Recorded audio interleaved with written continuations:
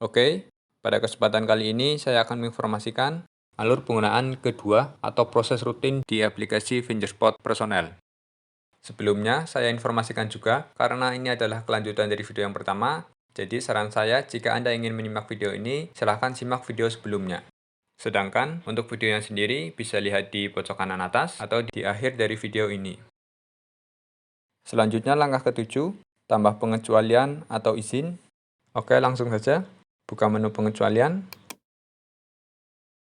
Tetapi pada informasi kali ini saya akan informasikan pengecualian yang kolektif, karena untuk pengecualian yang kolektif ini yang paling sering atau mungkin paling banyak digunakan. Sedangkan untuk yang personal jarang sekali digunakan.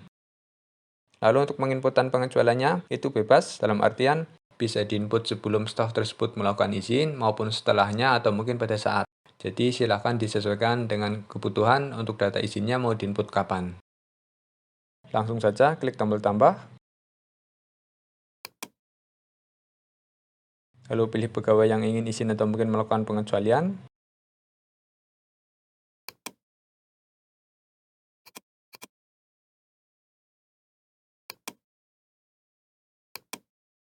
Setelah itu, tinggal pilih tanggal izinnya.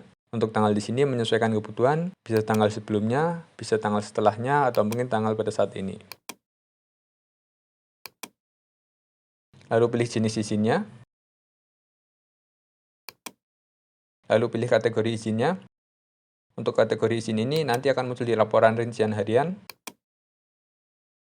Untuk catatan di sini opsional, boleh diisi boleh enggak. Catatan di sini adalah pelengkap dari kategori izin tadi. Setelah itu klik tombol simpan. Nantinya data yang sudah tersimpan tersebut akan dimunculkan juga di menu laporan, terutama di laporan rincian harian dan juga laporan rekap periode. Lalu akan saya contohkan juga untuk izin lupa absen. Jadi di menu pengecualian ini jika ada staf atau mungkin karyawan yang lupa absen, bisa diinputkan datanya di menu pengecualian.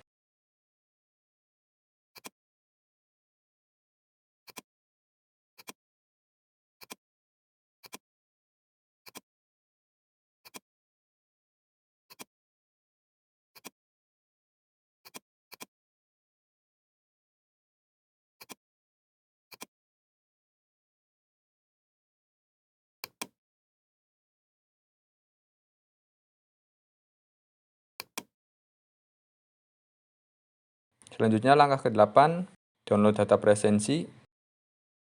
Langsung saja ke menu mesin. Untuk data presensi di sini bisa dibilang adalah mendownload data presensi dari mesin dan dimasukkan ke aplikasinya. Sedangkan untuk media downloadnya nanti menyesuaikan tipe mesin yang Anda gunakan. Umumnya menggunakan media seperti flash disk, kabel USB, kabel LAN, WiFi, maupun layanan absensi online. Untuk yang pertama, akan saya contohkan download data presensinya menggunakan media flash disk. Jadi Anda harus mendownload dulu data presensinya dari mesin menggunakan flash disk. Sedangkan untuk hasil file yang di-download dari mesin mungkin akan berbeda-beda tergantung dari tipe mesin yang Anda gunakan. Ini ada contoh file data presensi yang saya download langsung dari mesin absensi. Namanya berbeda, formatnya berbeda, tapi secara tidak langsung isinya sama, yaitu data presensi. Setelah file data presensi dipastikan ada di flash disk, selanjutnya kita buka lagi aplikasinya. Pilih mesin yang akan di-download data presensinya. Lalu pilih download scan log. Lalu centang atau checklist menggunakan FD. Pilih tipe mesin yang Anda gunakan. Lalu pilih download scan log. Lalu arahkan ke file data presensi yang ada di flash disk Anda. Open. Setelah itu, tunggu sampai proses download data presensinya selesai. Jika downloadnya sudah selesai, ditandai dengan muncul pesan download scan log dari mesin nama mesin Anda, berapa record selesai.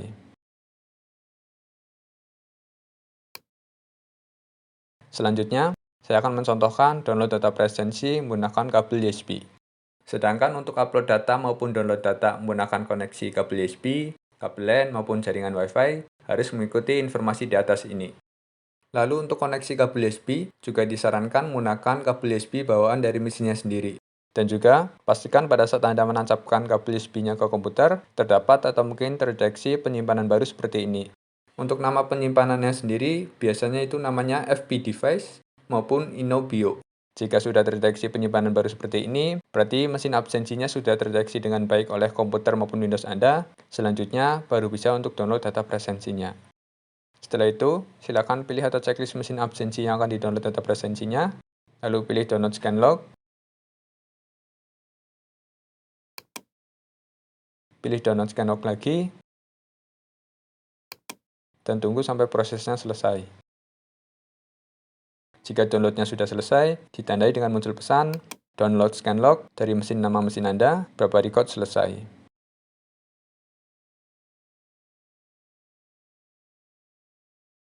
Selanjutnya, akan saya informasikan download data presensi menggunakan koneksi kabel LAN maupun jaringan Wi-Fi. Untuk download data presensi menggunakan koneksi kabel LAN maupun jaringan Wi-Fi, pastikan konfigurasi jaringannya sudah sesuai. Setelah itu, silakan pilih atau checklist mesin absensi yang akan di-download data presensinya, lalu pilih download scanlog, pilih download scanlog lagi, dan tunggu sampai prosesnya selesai. Jika downloadnya sudah selesai, ditandai dengan muncul pesan, download scanlog dari mesin nama mesin Anda, berapa record selesai.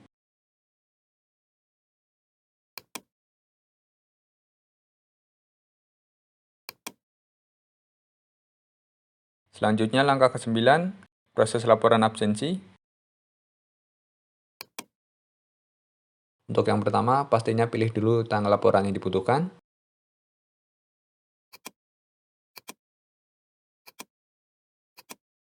Setelah selesai milih tanggalnya, klik tombol proses.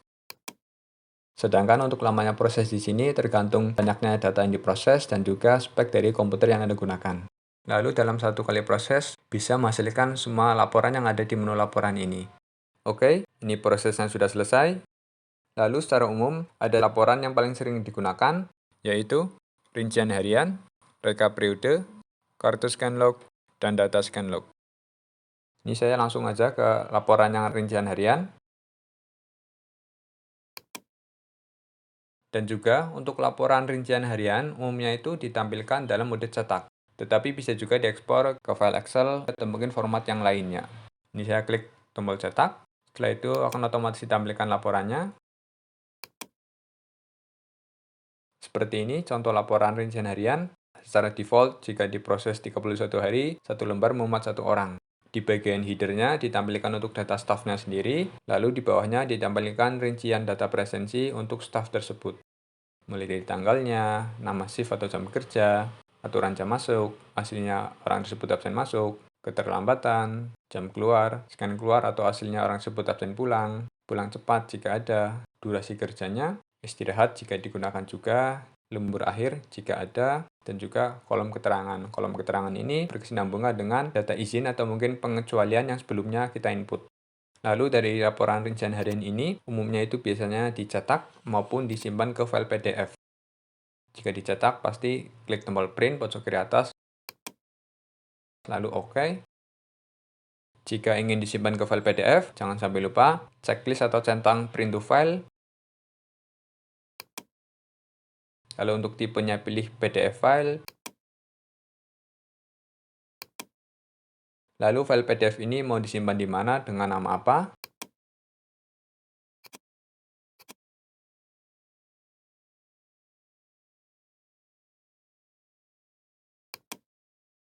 Setelah itu klik tombol OK.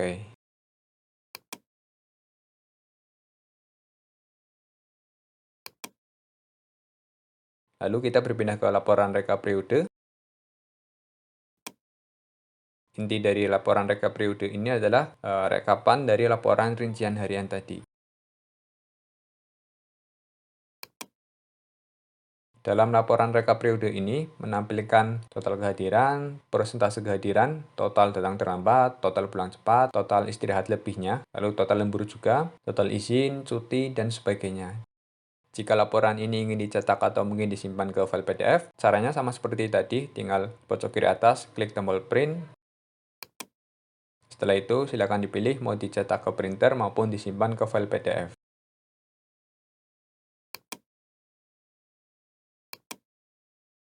Selanjutnya, kita berpindah ke laporan kartu scanlog.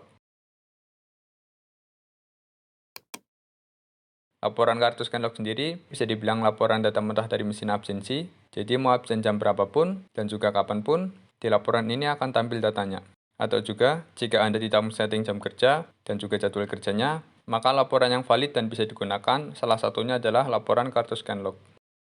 Lalu untuk laporan ini bisa diekspor ke Excel, TXT, maupun format yang lainnya.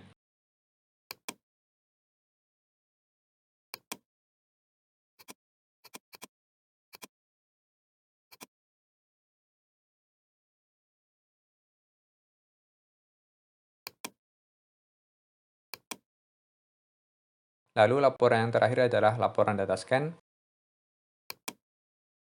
Ini bisa dibilang laporan data mentah dari mesin absensi. Jadi mau kita absen jam berapapun, kapanpun, di sini akan tampil datanya. Lalu untuk laporan ini bisa diekspor ke Excel, TXT, maupun format yang lainnya.